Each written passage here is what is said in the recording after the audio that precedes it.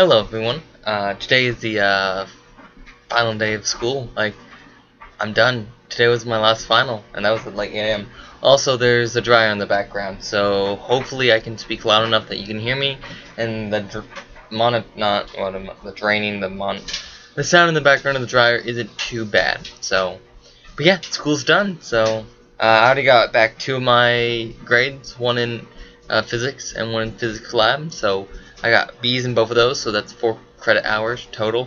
So that means my maximum grade can be 3.75, which is what I got last year. So I'd be happy with that. But other than the fact that I'm done with school and I feel really happy about all my exams, like my physics exam I thought was pretty easy, my calculus exam I thought was pretty easy, my engineering graphics exam I thought was pretty easy. No exam other than my physics lab final was truly that difficult, so it made me happy. But what I wanted to talk about today, because I've only talked about school for 1 minute, is how we got to Cookeville. I was originally born in Mission Viejo, California. That's just outside of Los Angeles. And my parents used to live in California. Like my mom and dad, they met each other in San Jose. So that was many years ago. I want to say like 36 years ago, because they have been married for 31 years. I think they dated for like 4 or 5 years. Anyway, that's where they met. And mom and dad have gone through quite a bit. Like mom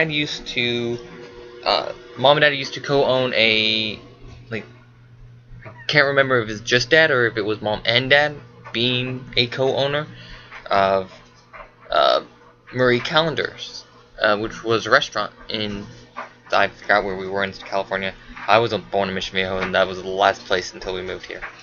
But like, dad was a real estate agent. He was legally allowed to represent you to the IRS. Forgot what that's called. A something. I can't remember. But like, dad passed a test that like people go to school in order to get help to pass, and dad just decided to take the exam and pass. Enrolled agent, that's what it's called. Dad was an enrolled agent with I think it's with the IRS. So he was helping with his father with the real estate business.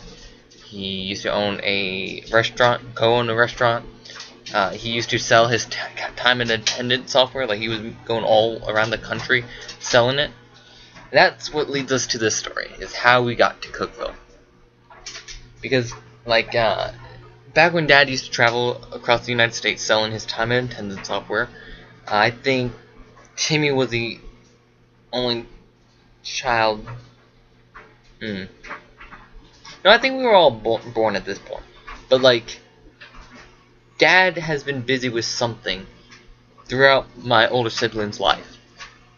Be it like the Marie Callender's or the time and attendance software.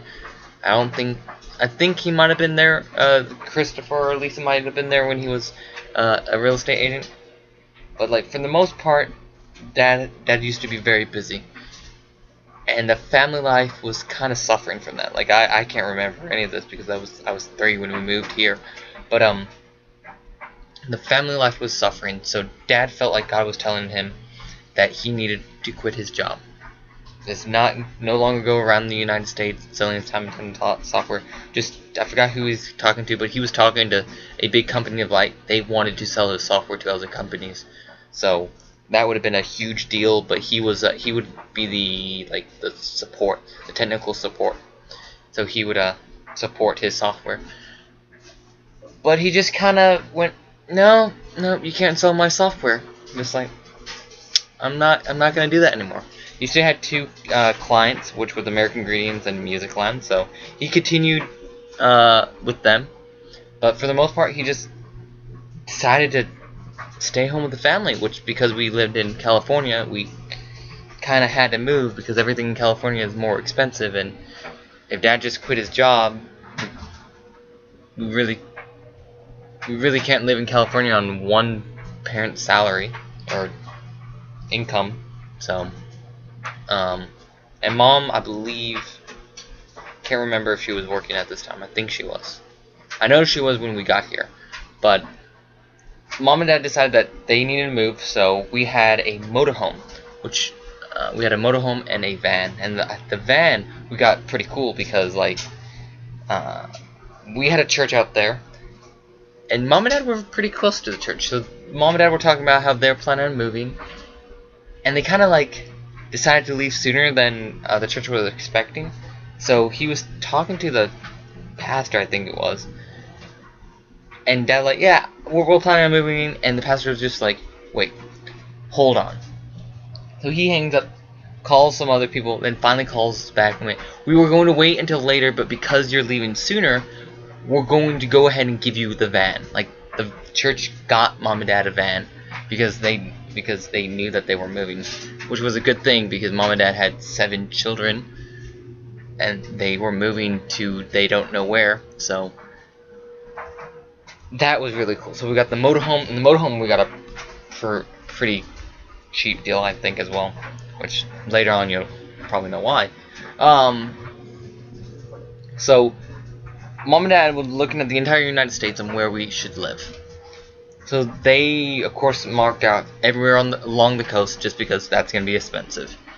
Everywhere way up north got marked out because Mom hates the cold, and everywhere down south was marked out because Mom doesn't like Southern is a bad word phrasing, but it's just like she didn't want us to live in the deep south, like with Hicks and everything.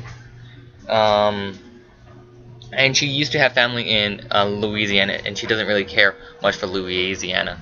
So we were kind of more in the middle, and then the way west was marked out just because it's the plains. Mom did not want to live in the plains. So really, the only 2 states that we were left with was Tennessee and Kentucky. So Dad when he used to drive around the United States, saw Tennessee, and Tennessee he thought was a pretty cool place to live. Like, just looking at it, it was a very beautiful place. So we came to Tennessee, and we were looking around, and Mom and Dad were looking at Nashville. Like, Nashville seems like a very good place, nice, big.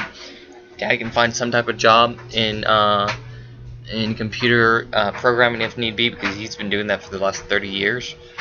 So, or like 20 years at this time. So we were planning on moving to Nashville. Like, we even got everyone, because we were around the Cookeville region, and we were planning on going back to Nashville. Now, something that the older kids, like Christopher and Lisa, my older siblings, Christopher, Lisa, and Timmy, I believe, used to ask Mom and Dad, where are we going to live? And it was kind of like a thing that wherever the motorhome broke down, that's where we live. And Mom and Dad, I don't think they were entirely serious. Like, I don't think that's what they were banking on, is the motorhome's going to break down and that's where they're going to live. I think they were more wanting to decide where they wanted to live. But what's really cool is on 40, on the way back to Nashville, the motorhome started like smoking a bit. So Dad's like, alright, I should check this out. Been driving quite a bit. Let's see what's wrong. When he opens up the hood, he can see gasoline boiling. Just like, that's not good. So only Sarah was in the car, in the motorhome when this happened. So Dad's like, alright, Sarah, get out. Get out. So they get out, and I don't know what ever happens to the motorhome. I don't know what happens in that story, but it's probably got like towed away somewhere. But it's like, that was on the way back to Nashville.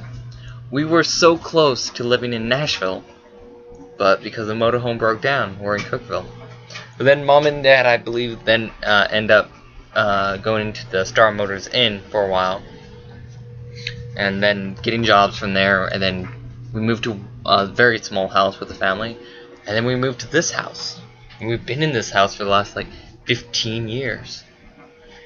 And now my point of this is we don't really, like, I don't think God told Mom and Dad, hey, you're going to live in Cookeville. I think God just said, hey, you need to do this. What happens after that? I don't think Mom and Dad would really knew what was going on, what was going to happen. So what I wanted to talk about, and I'll probably talk about this more next time as well, just because I don't have time, is though we don't understand what's going on, though what we see doesn't make any sense, God has it under control. He understands what He's doing. he has a plan. So I'll talk about that more next week. So, bye.